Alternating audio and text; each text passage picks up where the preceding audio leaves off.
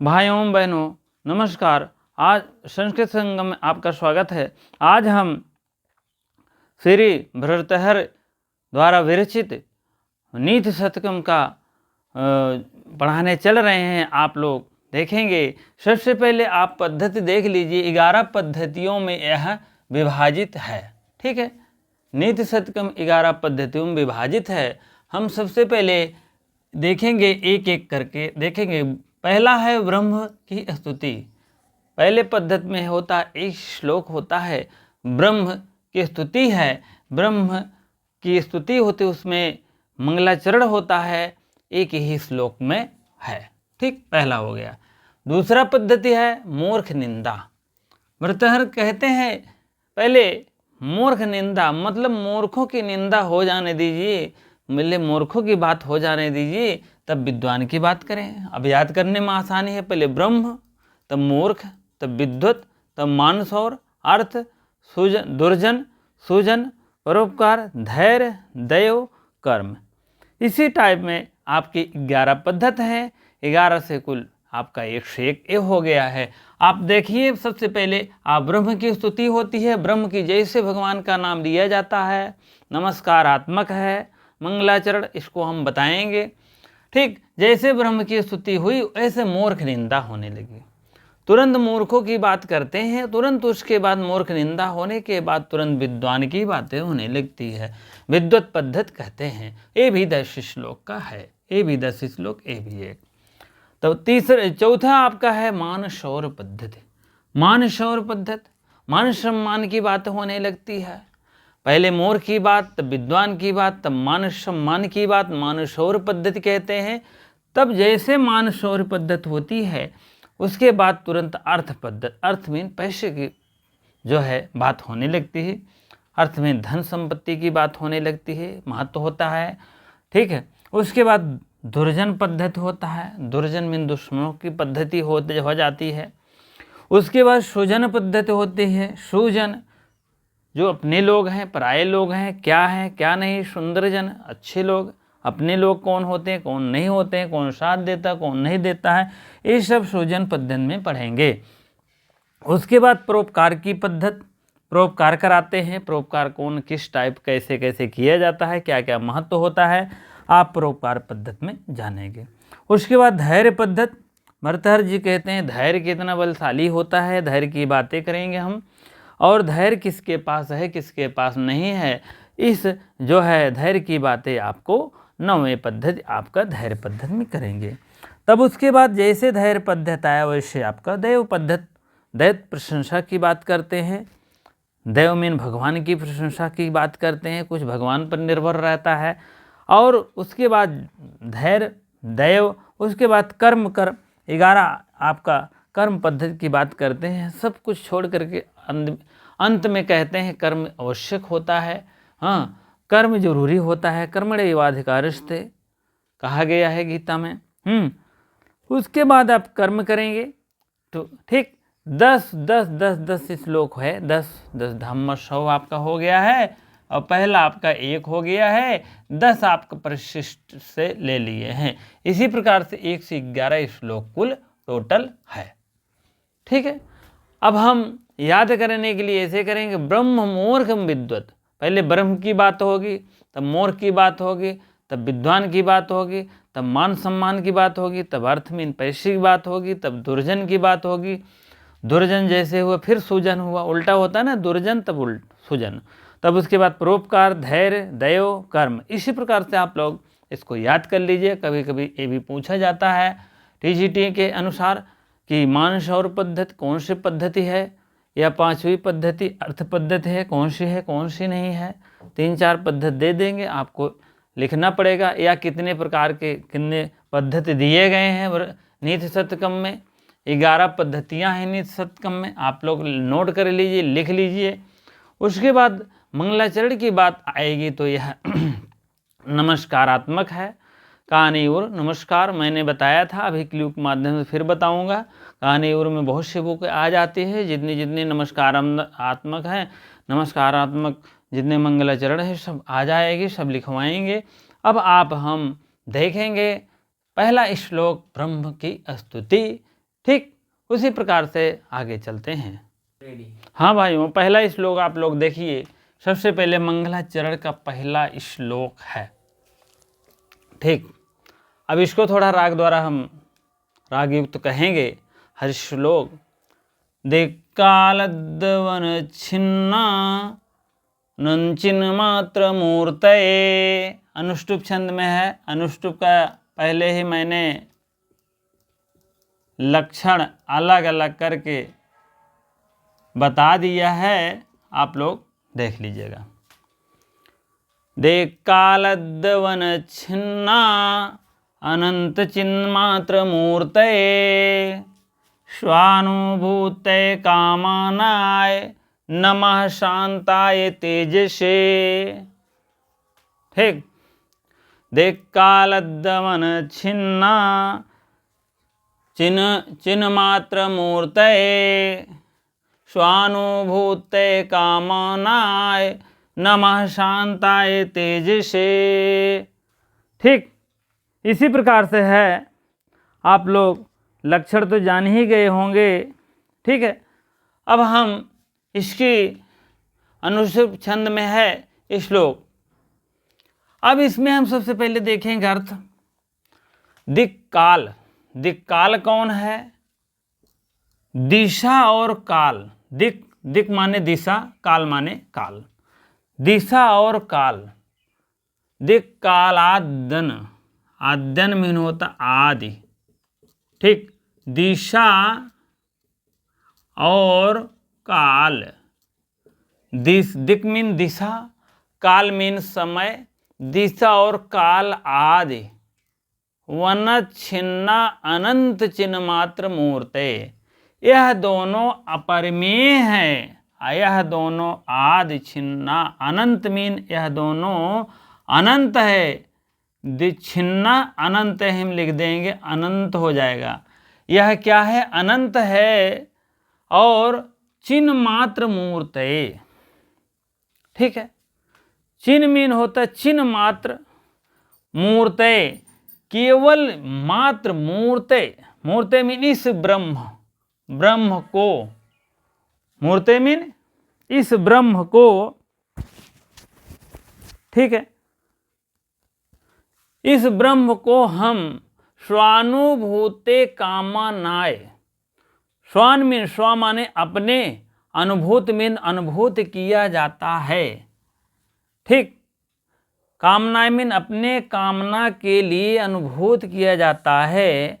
और नमः शांताय तेज से, इनके तेज को, इनको, इनकी जो तेज है ब्रह्म की, ब्रह्म की स्तुति की गई है। इनके नमः शांताय तेज से, इनके तेज को मैं नमस्कार करता हूँ। ठीक है, इसीलिए इसमें देख लीजिए कानी और नमस्कार। नमस्कार का मतलब होता है नमस्कारात्मक, जो होता है मंगलाचरण। 3 प्रकार के होते हैं, नमस्कारात्मक, वस्तु निर्देशात्मक और जो है आशीर्वादात्मक। 3 प्रकार के मंगलाचरण होते हैं। अब नमस्कारात्मक मंगलाचरण टीजीटी और पीजीटी की दृष्टि से देखेंगे। कादंबरी में है, नीति शतकम में है, उत्तर रामचरितम में है, रघुवंश काव्य में है। ठीक है, उसी प्रकार से 4 बुक ऐसे हैं कि उनके जो प्रथम श्लोक हैं उसमें सब नमस्कारात्मक मतलब क्या नाम का मंगलाचरण दिया गया है। ठीक है, तो इसी प्रकार से यहाँ ब्रह्म की स्तुति की गई है। दिशा और काल, जो दिशा और काल है आदि अपरिमेय, अनंत मीन जो अनंत, अनंत, नंत जो इसका अंत ही ना हो। नए तत्पुरुष समास है, नए तत्पुरुष अंत है।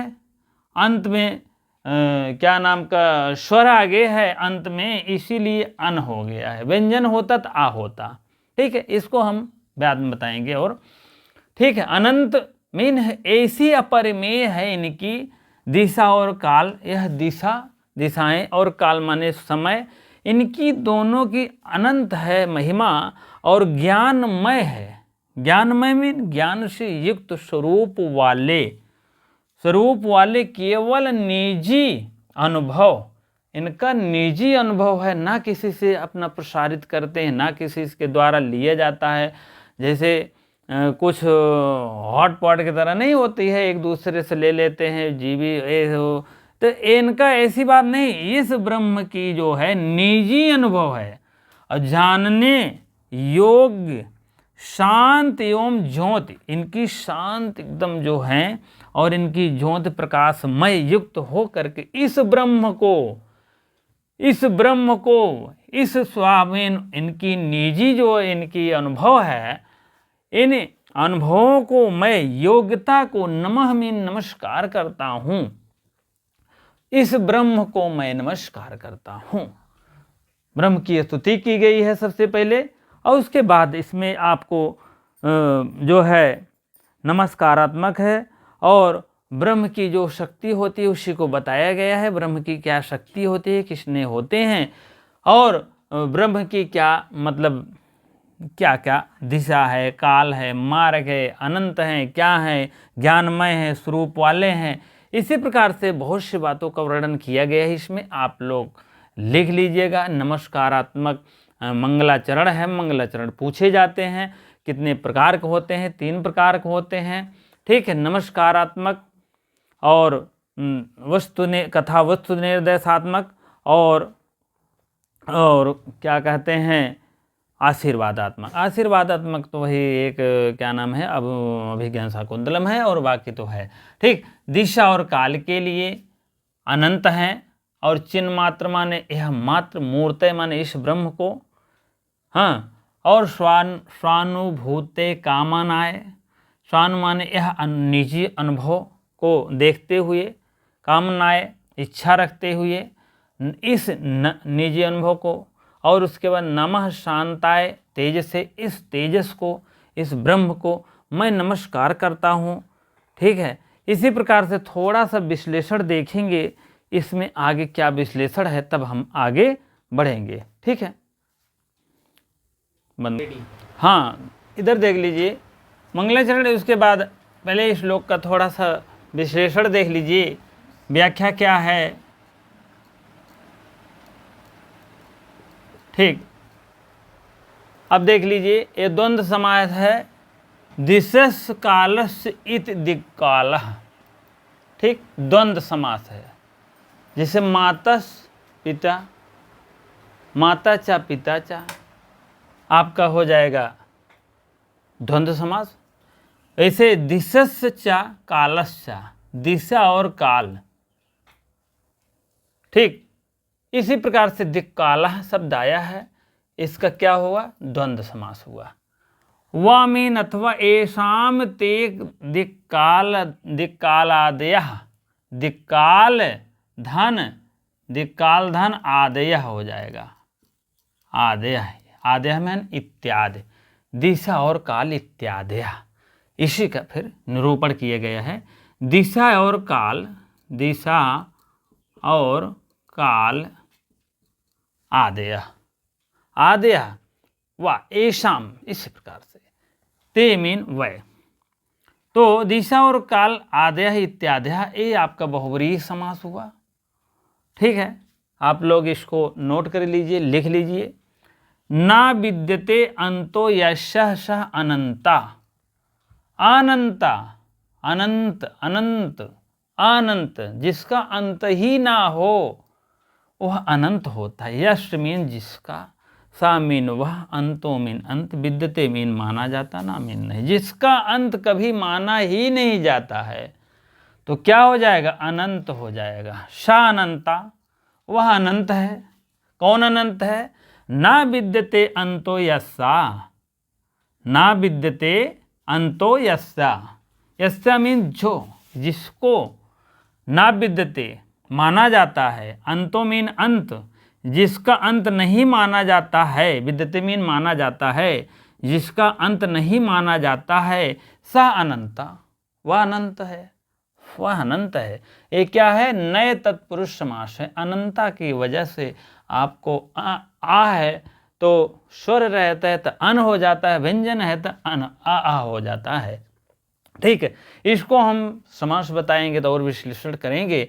ना विद्यते अंतो यस्या, यस्या मीन जिसका या जिसके, जिसका या जिसका, ना विद्यते ना अंत हो, ना अंतो विद्यते, यस्या ना अंतो विद्यते, जिसकी अंत ना माना जाए, विद्यते मीन माना जाए। तो शांत वह अनंत है, इसीलिए यह नए तत्पुरुष समास हुआ, नए बहुब्रीहि समास। ठीक है, उसके बाद जो है अब मूर्छ क्या है, मूर्छ आपका जो है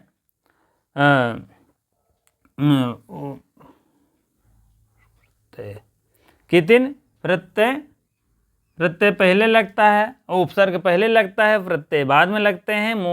मूर्छ जो करड़ी है इसको धातु है, मूर्छ धातु से कितिन प्रत्यय से हो करके मूर्ति शब्द बना। मूर्ते, मूर्ति मीन होता है मूर्तये या मूर्तने, दोनों शब्द आता है, इसको आप नोट कर लीजिए, कभी कभी पूछा भी गया है टीजीटी के तौर पर। मूर्तने भी शब्द बनता है। मूर्छ, मूर्छ धातु कितिन प्रत्यय से आपको मिलकर मूर्ति शब्द बना। अब मूर्ति से जैसे आपको मूर्तने शब्द बन गया। ठीक है, मूर्तने शब्द बना है। मूर्छ धातु है, कौन सी धातु है, मूर्छ धातु है, मूर्छ धातु है। कौन प्रत्यय है, कितिन प्रत्यय है, और कौन शब्द बना है, मूर्ति शब्द बना है।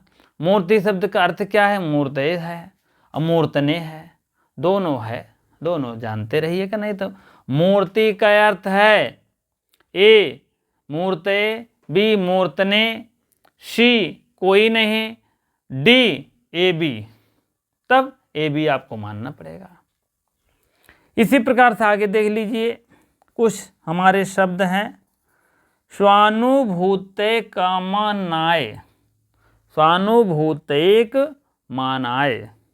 ठीक, स्वानुभूत, स्वान माने अपना निजी अनुभव के कारण, निजी अनुभव के कारण यह प्रसिद्ध है।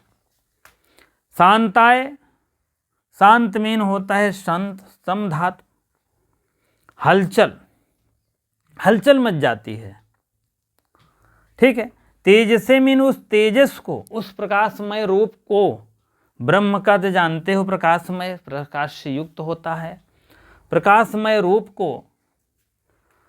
और यह तेजसे शब्द आया है नमा षष्ठ स्वाहा स्वाधा अलम हा वषट योग चतुर्थी विभक्त से लिया गया है। ठीक है, ये भी शांताय भी चतुर्थी है, तेज से भी चतुर्थी है। अब इसमें अलंकार देखेंगे, इस श्लोक में तो स्वभावोक्त अलंकार, स्वभावोक्त माने जिसका स्वभाव ही जैसे हो वैसे बदल दिया जाए। ठीक है, स्वभावोक्त अलंकार है। स्वभाव से ही बड़े अच्छे हैं, स्वभाव से ही बड़े क्रुद्ध हैं, स्वभाव से ही बड़े नॉर्मल हैं, स्वभाव से बड़े जो है चतुर हैं। तो जिसका स्वभाव ही जैसे है उसी प्रकार से स्वभावोक्त अलंकार होता है। ठीक है, इसमें अनुष्टुप छंद है भैया, अनुष्टुप छंद जानते ही हैं। श्लोके श्रेष्ठम गुरुगेयम सर्वत्र लघु पंचमम द्विचतुष्पादयो हर्षम सप्तमं दीर्घमन्ययो, सप्तमं दीर्घमन्ययो। सभी लोग लिख लीजिए बच्चे लोग। ठीक, आप लोग जो है इसको लिख लीजिए, गा लीजिए, बढ़िया से पढ़ लीजिए और एक नोट्स बनाते चलिए। एक पतली सी कॉपी अलग अलग विषयों को बनाइए, नीति शतकम का अलग बनाइए और विषयों का अलग बनाइए, संधि की अलग बनाइए। संधि व्याकरण में तो एक ही हो जाता है, लेकिन इन का आप लोग एक एक बुक का अलग अलग बनाएंगे, विस्तारित रूप में बताएंगे। कम समय में ज़्यादा रिस्पांस आपको मिलेगा।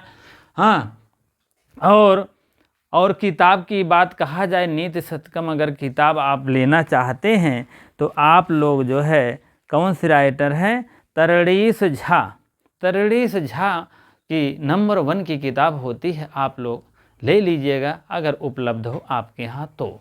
नहीं तो आप जो पढ़ते हैं उसी में आप पढ़िए और सब अर्थ वही मिलेगा, सब व्याख्या वही मिलेगी। एक दो इधर उधर होता है, बाकी सब ठीक ठीक होता है। अगर वीडियो अच्छी लगती हो तो राय, सलाह, कमेंट और शेयर ये सब करिए, और नए हो तो भैया सब्सक्राइब अवश्य करिए। धन्यवाद।